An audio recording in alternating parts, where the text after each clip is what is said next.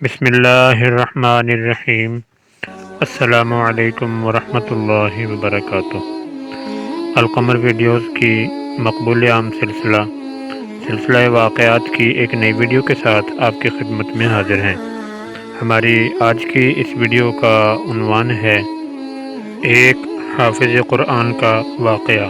ناظرین، اگر آپ نے ابھی تک ہمارے اس چینل کو سبسکرائب نہیں کیا تو سبسکرپشن کے بٹن پر کلک کرتے ہوئے ساتھ میں لگے گھنٹی کے نشان کو بھی پریس کر لیجئے تاکہ آپ کو ہماری آنے والی تمام ویڈیوز کے نوٹیفیکیشنز کی اطلاع بر وقت مل سکے۔ شکریہ۔ شروع کرتے ہیں آج کی ویڈیو۔ بہت عرصہ پہلے کی بات ہے کہ ایک گاؤں میں ایک خوبرو نوجوان رہا کرتا تھا۔ اس کا نام شہریار تھا۔ وہ ایک انتہائی نیک دل اور دیندار انسان تھا۔ وہ 5 وقت کا نمازی اور حافظ قرآن بھی تھا۔ وہ نوجوان ایک بہت ہی خوبصورت آواز کا مالک تھا اور وہ قرآن مجید کی تلاوت بہت خوبصورت انداز میں کیا کرتا تھا۔ وہ اپنے پورے گاؤں کا چہیتا تھا۔ پورا گاؤں اس کی نیک نیتی سے واقف تھا۔ اس نوجوان کے والدین بھی بہت نیک تھے۔ اس کے والدین کا انتقال ہو چکا تھا اور وہ اکیلا ہی اس گاؤں میں رہتا تھا۔ وہ اپنا گزر بسر کرنے کے لیے لکڑیاں کاٹ لیا کرتا تھا اور ان کو بیچا کرتا تھا۔ گاؤں کے قریب ہی ایک گھنا جنگل تھا جہاں سے وہ روز کچھ لکڑیاں کاٹتا اور انہیں بیچ کر اپنی روزی روٹی کماتا۔ اس جنگل کے بارے میں بہت سی افواہیں مشہور تھیں۔ دراصل جب سے اس نوجوان نے جنگل سے لکڑیاں کاٹنے کا کام شروع کیا، اس کے بعد سے جنات اور پریوں کے واقعات مشہور ہوئے اور لوگوں کے دلوں میں خوف بیٹھ گیا۔ اس سے پہلے جنگل کے بارے میں کوئی بھی افواہ نہیں تھی، لیکن اس لکڑہارے کے جنگل سے لکڑیاں کاٹنے کا کام شروع کرنے کے بعد یہ سب واقعات مشہور ہونا شروع ہو گئے اور لوگوں کے ساتھ چھوٹے موٹے غیر معمولی واقعات بھی پیش آنا شروع ہو گئے۔ اسی گھنے جنگل میں ایک ٹھنڈے اور میٹھے پانی کا تالاب تھا اور بہت ساری افواہوں کا تعلق اسی تالاب سے تھا۔ لوگوں کا ماننا تھا کہ پریاں اس تالاب پر آتی ہیں اور وہاں قیام کرتی ہیں اور پریوں کے ساتھ ان کی حفاظت کے لیے چند جنات بھی ہوتے ہیں، لیکن یہ نوجوان لکڑہارا ان سب باتوں پر یقین نہیں کرتا تھا اور وہ روزانہ صبح کے وقت فجر کی نماز ادا کر کے بغیر کسی خوف و خطر، بغیر کسی ڈر کے جنگل چلا جاتا۔ وہ اپنے ساتھ قرآن پاک بھی رکھتا تھا۔ یہ اس کا روز کا معمول تھا اور وہ بغیر ناغہ روزانہ جنگل جاتا تھا، کیونکہ اس کے علاوہ اس کے پاس روزی روٹی کا کوئی ذریعہ نہیں تھا۔ لہٰذا وہ بغیر کسی ناغہ کے روزانہ جنگل جاتا، لکڑیاں کاٹتا، وہاں رہ کر نماز کے وقت نماز ادا کرتا اور فارغ وقت میں بیٹھ کر اپنی خوبصورت آواز میں قرآن مجید کی تلاوت بھی کرتا اور شام کو لکڑیاں بیچ کر جنگل سے واپس لوٹ آتا۔ تمام گاؤں کے لوگ اسی جنگل میں عصر کے بعد رکنے سے گھبراتے تھے، لیکن وہ نوجوان مغرب کی نماز ادا کر کے وہاں سے نکلتا تھا اور راستے میں لکڑیاں بیچ کر اپنے گاؤں واپس آ جاتا۔ گاؤں کے کافی لوگوں نے اس بات کا دعویٰ کیا تھا کہ انہوں نے اس تالاب کے آس پاس جنات کی موجودگی اور پریوں کو محسوس کیا ہے۔ اس وقت تک کوئی بھی نہیں جانتا تھا کہ یہ افواہیں سچ ہیں یا نہیں، سوائے ان کے جو ان کا دعویٰ کرتے تھے، لیکن ان واقعات سے لوگوں کے دلوں میں خوف بیٹھا ہوا تھا اور وہ کچھ حد تک یقین بھی رکھتے تھے۔ لیکن جیسا کہ نوجوان اسی تالاب کے آس پاس اپنا سارا دن گزارتا تھا، وہ ان تمام باتوں پر یقین نہیں کرتا تھا۔ وہ اپنی زندگی بغیر کسی خوف کے گزار رہا تھا اور تمام گاؤں والے اس بات سے حیرت زدہ ہوتے تھے کہ یہ مغرب تک جنگل میں کیسے رہتا ہے اور اسے ان جنات اور پریوں کی موجودگی کا احساس کیوں نہیں ہوتا۔ اس نے لوگوں کو یقین دلانے کی بہت کوشش کی کہ تالاب کے آس پاس کوئی جنات یا پریاں نہیں ہیں، لیکن ان کے دل میں بیٹھا خوف ان کو اس بات پر یقین نہیں کرنے دیتا تھا۔ پھر ایک دن کچھ ایسا ہوا کہ اس نوجوان کے علاوہ باقی تمام گاؤں والوں کو یقین ہو گیا کہ وہاں جنات اور پریاں موجود ہیں۔ دراصل اس دن ایک عیاش پسند آدمی اپنے چند دوستوں اور کچھ خوبصورت لڑکیوں کے ساتھ اس جنگل سے گزر رہا تھا، تو اس نے تالاب کے پاس رات کو قیام کیا، اور اگلے دن ان تمام لوگوں کی لاشیں جنگل کے ایک کونے سے برآمد ہوئیں۔ تمام گاؤں والوں نے اس بات پر یقین کر لیا کہ اس عیاش پسند آدمی اور اس کے دوستوں کو جنات اور پریوں نے مارا ہے، لیکن اس نوجوان نے اس واقعے کو حادثہ سمجھ کر بلا دیا۔ لیکن اس واقعے نے گاؤں والوں کے دلوں پر گہرا اثر چھوڑا تھا، اور وہ پہلے سے بھی زیادہ خوف زدہ ہو گئے تھے۔ تب سے گاؤں والوں نے اس جنگل کے اندر جانا تو دور کی بات، اس کے آس پاس سے بھی گزرنا چھوڑ دیا، اور وہ اس نوجوان کو بھی اکثر سمجھاتے تھے کہ اس جنگل سے لکڑیاں لانا چھوڑ دو اور کچھ اور کام ڈھونڈ لو، لیکن وہ نہ سنتا، کیونکہ جس چیز یعنی جنات کو اس نے آج تک اپنے آس پاس محسوس ہی نہیں کیا، وہ اس پر یقین بھی نہیں کرنا چاہتا تھا۔ وہ خوبرو نوجوان اکثر یہ بات سوچتا تھا کہ تمام گاؤں والے بلا وجہ جنات اور پریوں سے گھبراتے ہیں، جبکہ جنگل اور تالاب کے آس پاس ایسا کچھ بھی نہیں ہے۔ لیکن وہ ان باتوں پر زیادہ توجہ نہیں دیتا تھا اور اپنے کام میں مصروف رہنا پسند کرتا تھا۔ وہ لوگوں میں زیادہ گھلتا ملتا نہیں تھا اور اپنے آپ میں ہی رہنا پسند کرتا تھا۔ پھر ایک ایسا وقت بھی آیا کہ پورے گاؤں کا چہیتا شک کے زمرے میں آ گیا، اور پورے گاؤں کو اس پر شک ہونے لگا کہ جنات اور پریوں کی جنگل میں موجودگی کا سبب یہی ہو سکتا ہے، کیونکہ تمام گاؤں والے تقریباً حادثات کا شکار ہو چکے تھے، لیکن یہ نوجوان بالکل صحیح سلامت صبح فجر کی نماز ادا کر کے جنگل جاتا ہے اور شام کو صحیح سلامت واپس لوٹتا ہے، اور کوئی بھی حادثہ اس کے ساتھ پیش نہیں آتا۔ لوگوں نے اس سے پوچھنا شروع کر دیا کہ یہ ایسا کیا کرتا ہے کہ اس کو جنات اور پریوں کی موجودگی تک کا احساس نہیں ہوتا، جبکہ باقی تمام لوگ حادثات کا شکار ہو چکے تھے۔ ہر کوئی اس کو مشکوک نظروں سے دیکھتا تھا۔ پھر ایک ایسا وقت آیا کہ یہ لوگوں کے رویوں سے تنگ آ گیا اور اس نے جنگل جانا ہی چھوڑ دیا۔ جب اس نوجوان نے جنگل جانا چھوڑا تو جنگل کے حادثات جنگل سے نکل کر گاؤں کی طرف آنا شروع ہو گئے، اور تمام گاؤں والوں کے ساتھ گاؤں کے اندر رہتے ہوئے چھوٹے موٹے حادثات ہونا شروع ہو گئے۔ مثلاً بلا وجہ لوگوں کے جانور مرنا شروع ہو گئے، اور اسی طرح کے دیگر حادثات ہونا شروع ہو گئے۔ ایک دن تمام گاؤں والے اکٹھے ہو کر اس کے پاس آئے اور اسے دوبارہ جنگل جانے کی ہدایت کی، لیکن اس نے انکار کر دیا۔ انکار سن کر گاؤں والے اور پریشان ہو گئے اور تمام واقعات بیان کیے کہ جو ان کے ساتھ پیش آتے تھے، لیکن اس نوجوان کے ساتھ کوئی ایسا حادثہ پیش نہیں آتا تھا، اس لیے وہ ان تمام چیزوں سے بے خبر تھا اور ان پر یقین نہیں کرتا تھا۔ وہ تمام چیزوں کو اتفاق سمجھتا تھا، لیکن گاؤں والوں نے آخر کار اسے دوبارہ جنگل جانے پر منا ہی لیا، اور وہ دوبارہ سے جنگل جانا شروع ہو گیا۔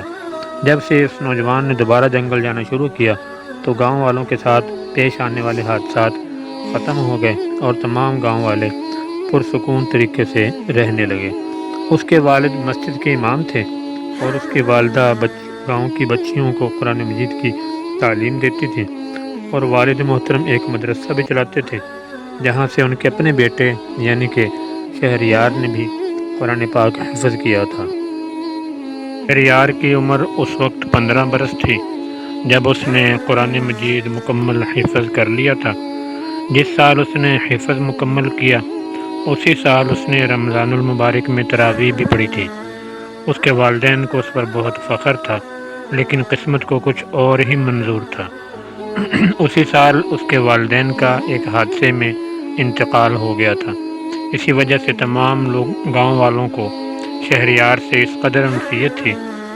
دراصل شہریار کے جنگل میں جانے سے پہلے پریاں اور ان کے ساتھ ان کی حفاظت پر مامور چند جنات کا قبیلہ وہاں سے گزرا کرتا تھا، لیکن وہ کسی کو نقصان نہیں پہنچاتے تھے۔ وہ بس اس جگہ کو اپنے راستے کے طور پر استعمال کرتے تھے۔ لیکن جب سے شہریار نے جنگلوں میں جا کر لکڑیاں کاٹنا شروع کی تو ان جنات اور پریوں نے جو وہاں سے محض گزرنے کے لیے وہ راستہ استعمال کرتے تھے، ان میں سے ایک پری جو کہ شہریار کی طرح ہی نیک دل تھی، اس نے اسی جنگل میں تالاب کے پاس قیام کرنا شروع کر دیا، اور اب وہ زیادہ سے زیادہ وقت اسی تالاب کے پاس جنگل میں گزارتی تھی، اور جنات جو کہ پہلے ہی پریوں کے تابع تھے وہ اس کی حفاظت کے لیے اس کے ساتھ وہاں رکتے تھے۔ اس پری کے جنگل میں قیام کرنے کی وجہ یہی خوبرو نوجوان شہریار تھا، کیونکہ وہ حافظ قرآن بھی تھا اور وہ کام سے فارغ ہو کر قرآن مجید کی تلاوت بھی کیا کرتا تھا، جیسا کہ پہلے بتایا جا چکا۔ تو وہ پری وہاں بیٹھ کر اس کی تلاوت سنا کرتی تھی، اور جنات اسی وجہ سے اسے کوئی نقصان نہیں پہنچاتے تھے، کیونکہ اس کے سینے میں اللہ تعالیٰ کا نور بھی تھا اور وہ پری کو پسند تھا۔ لیکن کوئی بھی اور شخص اگر وہاں سے گزرنے کی کوشش کرتا تو جنات اس کے ساتھ چھیڑ خانی کرتے تاکہ وہ کبھی واپس نہ آئے۔ لیکن سوچنے کی بات یہ ہے کہ اگر جنات لوگوں کے ساتھ صرف چھیڑ خانی کرتے تھے تاکہ وہ دوبارہ جنگل کا راستہ اختیار نہ کریں، تو پھر اس عیاش پسند آدمی اور اس کے دوستوں کو مارنے کی کیا ضرورت تھی؟ ایسا کیا ہوا اس رات کہ جنات نے اس کے تمام دوستوں کو جان سے مار ڈالا؟ جہاں شہریار بیٹھ کر قرآن پاک کی تلاوت کیا کرتا تھا، اس عیش پسند آدمی نے اپنے دوستوں کے ساتھ مل کر وہاں گندگی پھیلانا شروع کر دی اور اس جگہ کو ناپاک کرنے کا ارادہ کیا۔ اس کے ساتھ چند لڑکیاں بھی موجود تھیں، پر یہ بات پری کو بالکل ناگزیر گزری کہ جہاں لکڑہارا بیٹھ کر قرآن پاک کی تلاوت کیا کرتا ہے، وہ لوگ اس جگہ کو ناپاک اور پلید کر دیں۔ جنات نے پہلے انہیں ڈرا کر بھگانے کی کوشش کی اور ان کے ساتھ چھیڑ خانی کی، لیکن وہ لوگ جن بھوت وغیرہ پر یقین نہیں رکھتے تھے، اسی لیے انہوں نے اس چیز کو نظر انداز کر دیا۔ آخر کار جب بات حد سے بڑھ گئی اور انہوں نے غلط حرکتیں شروع کر دیں، تو اس پری کے کہنے پر جنات نے ان سب کو قتل کر دیا اور ان سب کی لاش کو تالاب سے بہت دور جنگل کے کنارے پر جا پھینکا۔ جہاں یہ سب واقعات رونما ہو رہے تھے تو دوسری طرف پری کے قبیلہ والوں نے اس کو اپنے قبیلے سے بے دخل کر دیا تھا، لیکن چند جنات جو اس کی حفاظت پر مامور تھے وہ اسی کے ساتھ رہ گئے۔ اس کا دل اس نوجوان پر آ گیا تھا اور اس کی نیک نیتی کو بھی وہ جان چکی تھی، اسی لیے اس نے اپنے قبیلے سے نکالے جانے کی بھی پرواہ نہ کی۔ لیکن وہ نوجوان اس بات سے بے خبر تھا کہ ایک پری اس کو اپنا دل دے چکی ہے۔ بعد ازاں جب گاؤں والوں کے اصرار کرنے پر شہریار نے جنگل جانا چھوڑ دیا تھا، جیسا کہ پہلے بتایا جا چکا، اور حسب معمول جنگل میں تالاب کے پاس شہریار کی تلاوت بھی سن لیتی اور اس کو بیٹھ کر دیکھتی رہتی۔ تالاب کا پانی بھی اسی پری کی وجہ سے میٹھا ہوا تھا، کیونکہ وہ پانی استعمال کرتی تھی اور اس کے استعمال کی وجہ سے وہ پانی میٹھا ہو گیا تھا۔ جنگلات میں ہونے والے تمام واقعات شہریار سے جڑے تھے اور گاؤں والوں کو بھی اس بات کا یقین تھا کہ وہ اس بات سے کافی حد تک انجان تھا۔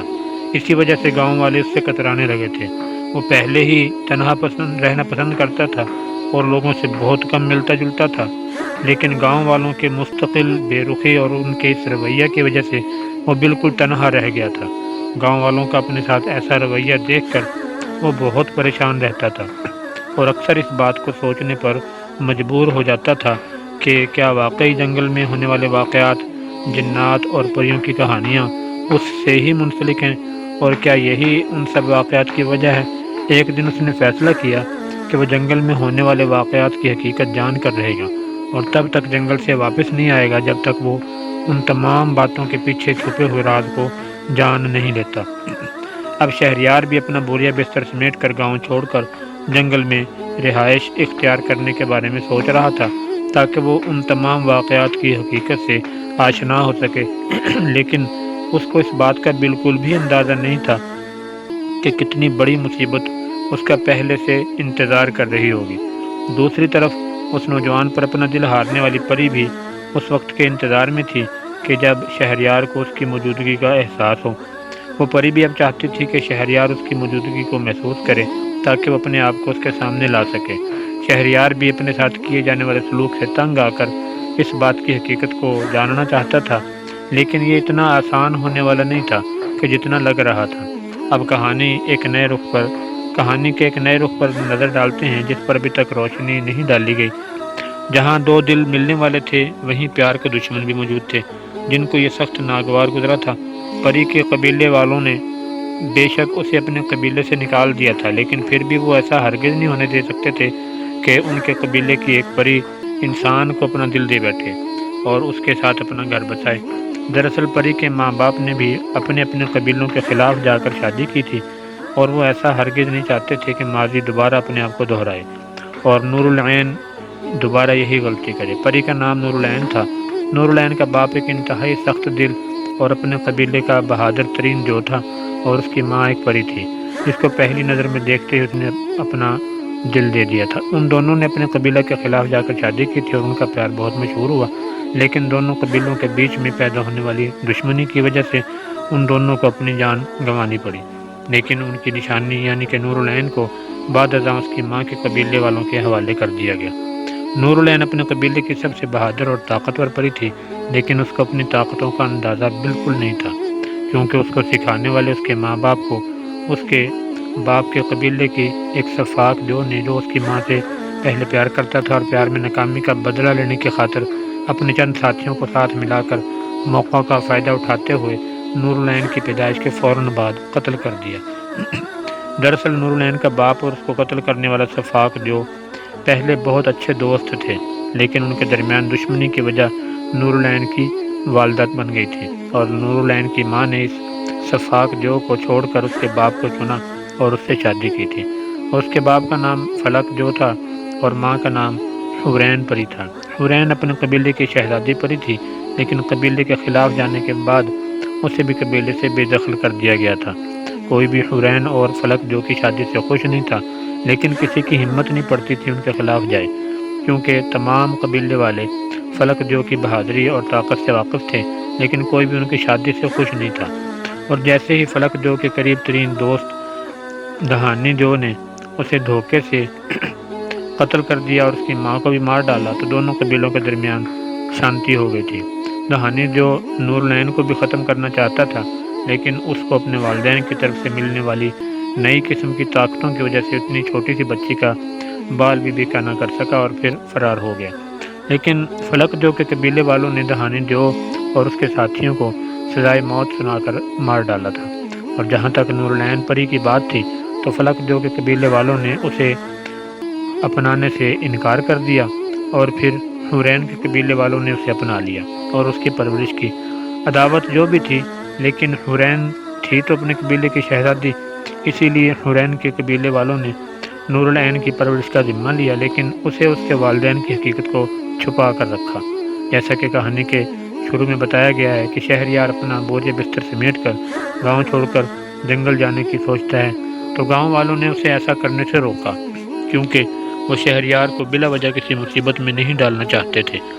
بے شک وہ اس سے کتراتے تھے، لیکن پھر بھی وہ اس کی جان خطرے میں نہیں ڈالنا چاہتے تھے۔ آخر تھا تو وہ گاؤں والوں کا چہیتا ہی، اس لیے وہ اس کو گاؤں چھوڑ کر جانے سے روک رہے تھے، لیکن شہریار نے ان کی ایک نہ سنی اور وہ اپنا سامان لے کر جنگل کی طرف روانہ ہو گیا۔